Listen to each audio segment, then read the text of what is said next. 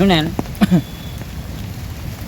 প্রিয় দেশবাসী, আপনাদেরকে আমি দুইটা কথা কইবার চাই। এই যে 2024 সালে 8ই আগস্টে কিয়া কথাগুলো যে বলতেছি, আপনারা হয়তো আমার মনে হয় বাংলাদেশে আমার চিনার বাকি লোক নাই।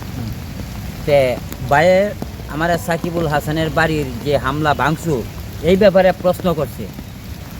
তো প্রিয় দেশবাসী, আপনাদেরকে একটা কথা আমি বলে দিই, আমি একজন রিক্সা চালক। আমি আপনাদেরকে একটা কথা বোঝাই, কথাটা মাথায় নেন। আপনারা যদি বলেন সাকিবুল হাসানের বাড়ি ভাঙছে, সেই কথাটা ভুল হবে। এই দেশে 18 কোটি মানুষের বাড়ি ভাঙছে, বাড়িঘর ভাঙছে, অস্তিত্ব রাখে। 18 কোটি মানুষের বাড়িঘর ভাঙছে। যে কেমনে ভাঙছে?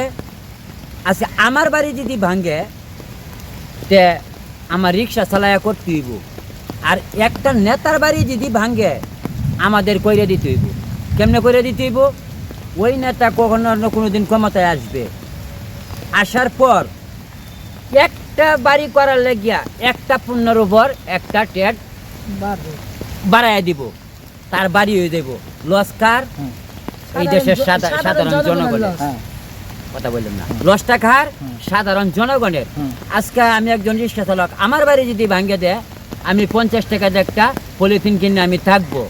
এটা আমি সরকার দেব না, আমাকে কেউ দেবে না। এটা আমার রিক্সা চালায় আমার ইনকাম তো করতে হইব।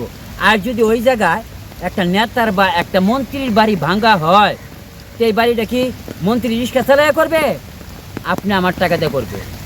হঠাৎ করে দেখবেন ক্ষমতা হওয়ার পর বলবে, এই আজকে এটার ব্যাট 3 টাকা বাড়াই দে। জনগণ যখন আন্দোলন করবো, হ্যাঁ করবো 3 টাকা না 2 টাকা বাড়াই দে, 1 টাকা আমার 1 টাকা তোর, 1 টাকা আমার বাড়ি 1 টাকা তোর। এই যে পণ্যটার উপর ব্যাটটা দেবে ওনার বাড়িটা করার জন্য, তো ওই ব্যাটটা তো আমাদের উপরে বলবে। দুষ্টা কার?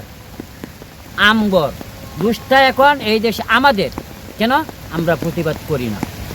আমরা যদি 5ই আগস্টের পর শেখ হাসিনা যাওয়ার পর থেকে এই যে মক জাস্টিস বাংসুর এইটাই রয়েছে, আমরা যদি যার যার জায়গার থাকিয়া যদি প্রতিবাদ করতাম যে বাড়ি ভাঙার আইন করতে কি আইন, এই বাড়িটি কোথার থেকে আসবে?